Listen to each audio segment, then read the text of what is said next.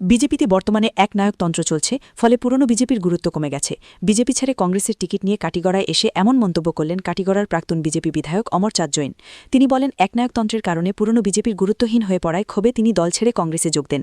কংগ্রেস তাকে টিকিট দিয়েছে, আজ তিনি মনোনীতপত্র জমা দেবেন। কাটিগড়ায় বিজেপি জিতলে অশান্তি সৃষ্টি হবে বলেও মন্তব্য করেন প্রাক্তন বিধায়ক। তিনি বলেন, গত বছর বারুণী মেলায় কী ঘটেছিল তা সবাই জানে, তাই কাটিগড়ার মানুষ অশান্তি চায় না। 50,000 ভোটে বিজেপি প্রার্থী কমলাক্ষ দেপুর কাস্থকে পরাজিত করে তাকে শ্রীভূমি জেলায় ফিরিয়ে পাঠানো হবে বলেও তিনি মন্তব্য করেন। কংগ্রেসে যোগদানের পর টিকিট নিয়ে কাটিগড়ায় পৌঁছতেই কংগ্রেস কর্মীরা তাকে উষ্ণ অভ্যর্থনা জানান। আমি বিগত 7 বছর বিজেপি দলে ছিলাম। বিজেপি দলে থেকে আমি একবার বিধায়ক হয়েছি, কিন্তু এখন বিজেপি দলটা হয়ে গেছে একজনের নায়কত্ব। সেই একজনের নায়কত্বের জন্য আমাদের যারা পুরনো বিজেপি তারা কিন্তু মার খাচ্ছে।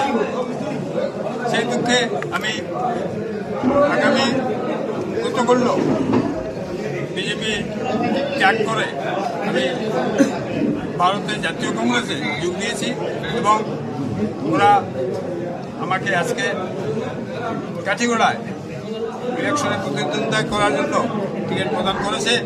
তাই আমি ভারতীয় জাতীয় কংগ্রেসের যারা নেতৃবর্গ ওদের আমার পক্ষ থেকে অসংখ্য ধন্যবাদ এবং যারা আমার সম্মুখে আছেন সবাইকে এক কথাই বলবো, যাতে আমাদের মুখ্য উদ্দেশ্য কাটিগড়া শান্তিতে থাকবে।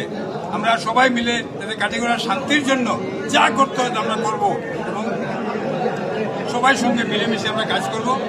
এই অনুযায়ী আপনি কি মনে করেন কার সঙ্গে আপনার প্রতিদ্বন্দ্বিতা? প্রতিদ্বন্দ্বিতা তো কংগ্রেস এবং বিজেপি, কিন্তু এবার আজকে যে মনের আশা পেয়েছি সেটা মনে হচ্ছে আমার যে প্রতিপক্ষ অন্তত 50,000 ভোটে হেরে কাটিগড়া থেকে